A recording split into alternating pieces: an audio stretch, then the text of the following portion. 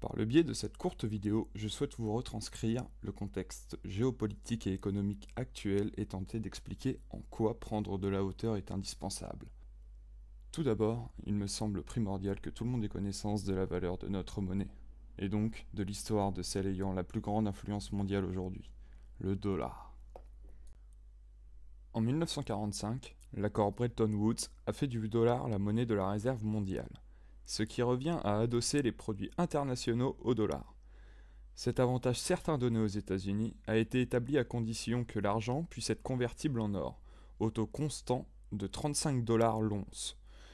Les États-Unis ont promis de ne pas imprimer beaucoup d'argent, mais cet accord ne fut que verbal, et parallèlement, ils refusèrent toute surveillance ou vérification durant les processus d'impression. La guerre du Vietnam dans les années 70 a laissé voir d'énormes dépenses militaires, et plusieurs pays prirent conscience que les États-Unis spéculaient, et ont donc réclamé d'être payés en or plutôt qu'en dollars. Celui-ci chuta brutalement, et la situation devint critique en 1971, lorsque la France demanda aux États-Unis de retirer l'or qu'elle possédait, et que Nixon refusa. En août 1971, il prononça ce discours. I have directed Secretary Connally to suspend temporarily the convertibility of the dollar into gold or other reserve assets, except in amounts and conditions determined to be in the interest of monetary stability and in the best interest of the United States. Ce n'était pas un changement temporaire comme prétendu, mais bien permanent. Et pour le reste du monde qui avait confié son or aux États-Unis, il s'agissait d'un vol pur et simple. En 1973, le président Nixon demanda au roi Faisal d'Arabie Saoudite d'accepter les paiements pétroliers uniquement en dollars et d'investir les profits avec des billets américains. En échange, Nixon protégeait militairement les champs de pétrole saoudiens. L'offre a été étendue à l'ensemble des pays clés producteurs de pétrole dans le monde et en 1975, tous les membres de l'OPEP, Organisation des pays exportateurs de pétrole, ont accepté d'utiliser uniquement le dollar pour les transactions. Ce mouvement avait pour but de détacher le dollar de sa parité or en le rattachant au pétrole étranger, ce qui a forcé tous les pays importateurs de pétrole du monde à payer les transactions en dollars, et pour obtenir des dollars, les pays doivent envoyer des biens physiques à l'Amérique. Voici la naissance du pétrodollar. Les États-Unis envoyaient des billets, et en échange, ils avaient tout ce dont ils avaient besoin. C'est ainsi que les États-Unis sont devenus très riches. Ce fut la plus grande escroquerie mondiale de l'histoire de la finance. Cet avantage financier permit aux USA d'avoir un budget illimité durant la Seconde Guerre froide, 75-84.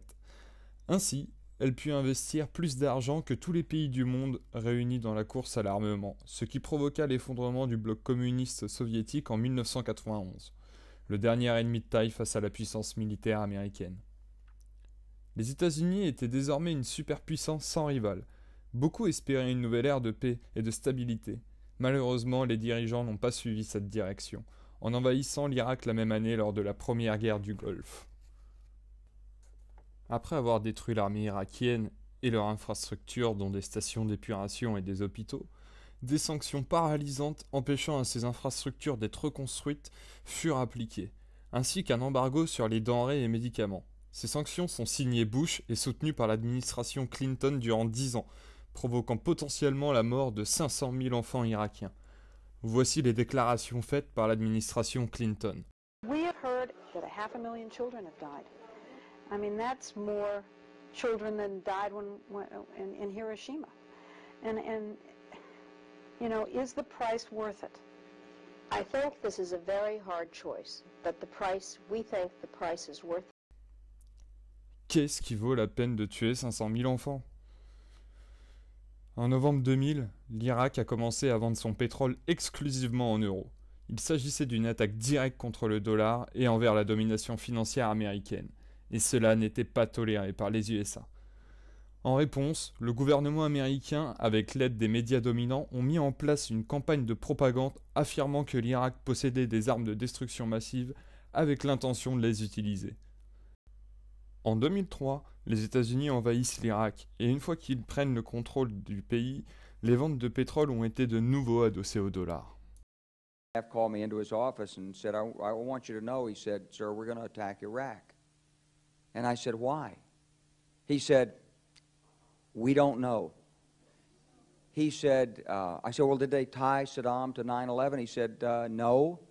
And then I came back to the Pentagon about 6 weeks later. I saw the same officer. I said, why haven't we attacked Iraq? We still going to attack Iraq? He said, oh, sir. He says, it's worse than that. He said,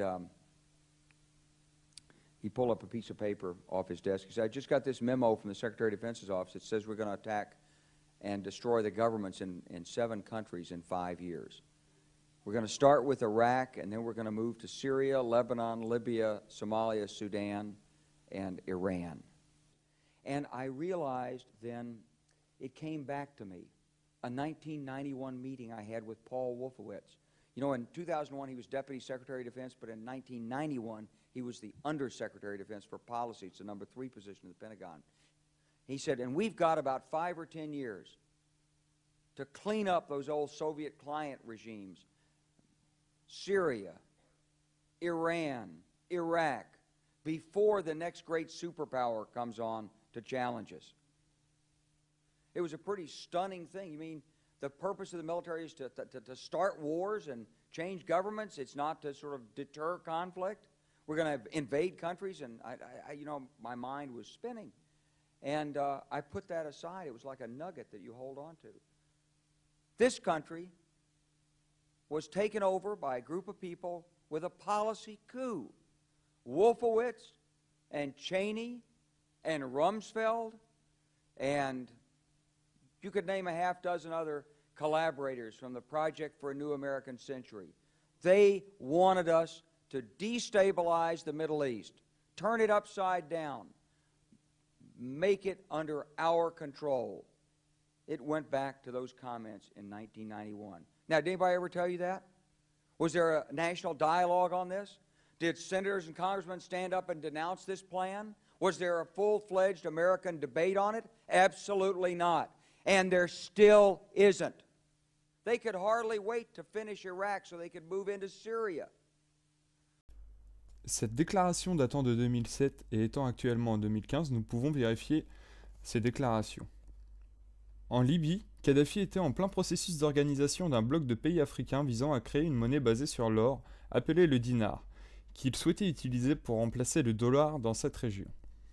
Les forces américaines et l'OTAN ont déstabilisé puis renversé le gouvernement libyen en 2011, et après avoir pris le contrôle de la région, les États-Unis ont armé les rebelles et exécuté Kadhafi, et immédiatement mis en place la Banque centrale libyenne. L'Iran, quant à elle, mène depuis un certain temps une campagne active visant à débloquer la vente de pétrole à une autre monnaie et a récemment réussi à le vendre contre de l'or à l'Inde. En réponse, le gouvernement américain, avec l'aide des médias dominants, a essayé de créer un soutien international pour encourager des attaques militaires sous prétexte d'empêcher l'Iran d'avoir une arme nucléaire. En attendant, des sanctions ont été mises en place visant à provoquer un effondrement économique de l'Iran. Dans cet échiquier géopolitique, il est important de savoir que l'un des plus proches alliés de l'Iran est la Syrie. Ils sont alliés et ont un pacte de défense mutuelle. Ces pays sont en train d'être déstabilisés actuellement avec l'aide officieuse de l'OTAN et de la CIA, et conjointement avec l'État islamique également. Il est évident que l'on ne réalise pas ce qu'une intervention militaire en Syrie et en Iran signifie, et les États-Unis travaillent activement pour créer le contexte qui leur donnera la couverture diplomatique pour faire ce qu'ils ont prévu de faire. Ceux qui contrôlent les États-Unis ont bien compris que si quelques pays commencent à vendre leur pétrole dans une autre monnaie, cela déclenchera un effet domino, et le dollar s'effondrera. Il n'y a absolument rien d'autre qui maintienne la valeur du dollar en ce moment. Plutôt que d'accepter le fait que le dollar se rapproche de la fin, les pouvoirs ont mis en œuvre une manœuvre bien réfléchie. Ils ont décidé d'utiliser la force brute de l'armée US pour écraser toute résistance en Afrique et Moyen-Orient. Le dinar à lui seul sera nuisible, mais vous devez comprendre que cela ne s'arrête pas à l'Iran. La Chine et la Russie ont déclaré publiquement qu'ils ne toléreront pas une attaque contre l'Iran et la Syrie. L'Iran est l'un des derniers producteurs de pétrole indépendants dans la région, et ils ont connaissance que si l'Iran tombe, il n'y aura aucun moyen d'échapper au dollar sans mener une guerre. Et pourtant, les États-Unis poussent à cela, en dépit des mises en garde. Ce que je décris là, c'est une trajectoire menant à l'impensable. Mais qui sont ceux qui nous mènent dans le mur ? Quel genre de psychopathe est prêt à déclencher un conflit mondial juste pour conserver la puissance d'une monnaie papier? Évidemment, ce n'est pas le seul président, Obama, qui prend la décision d'envahir l'Iran ou la Syrie. Les décisions ont été prises bien avant. Alors, qui tire les ficelles? La meilleure question pour répondre à celle-ci, c'est à qui cela profite-t-il? Le profit va directement à ceux qui impriment des dollars à partir de rien. C'est eux qui ont le plus à perdre. Depuis 1913, ce pouvoir est détenu par la Réserve fédérale. La Fed est une entité privée détenue par un conglomérat des banquiers les plus puissants au monde, et les hommes qui contrôlent ces banques sont ceux qui tirent les ficelles. Et tel un enfant gâté de 4 ans, qui jetterait l'échiquier au sol dès qu'il commence à perdre, les pouvoirs sont prêts à déclencher une guerre mondiale pour garder le contrôle sur le système financier mondial. Alors combien de temps nous reste-t-il? J'entends ça souvent, mais c'est la mauvaise question. C'est une posture passive digne d'un prisonnier qui attend qu'on le sorte d'une cellule. Quelles sont nos chances? Peut-on changer les choses? Mauvaise question encore. Les chances n'ont plus d'importance. Si vous comprenez ce à quoi nous sommes confrontés, alors vous avez une responsabilité morale de faire tout ce qui est en votre pouvoir pour changer le cours des choses, sans regarder quelles sont nos chances. Pour éradiquer la force maladive de ce projet financier et traîner ces cartels criminels en justice, nous n'avons pas d'autre choix qu'une révolution. Le gouvernement ne va pas nous sauver, il est lui-même pourri jusqu'à l'os.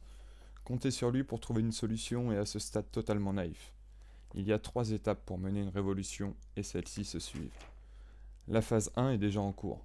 C'est la résistance idéologique. À ce stade, nous devons travailler activement et réveiller le maximum de personnes possible à propos de ce qui est en train de se passer et ce vers quoi nous nous dirigeons.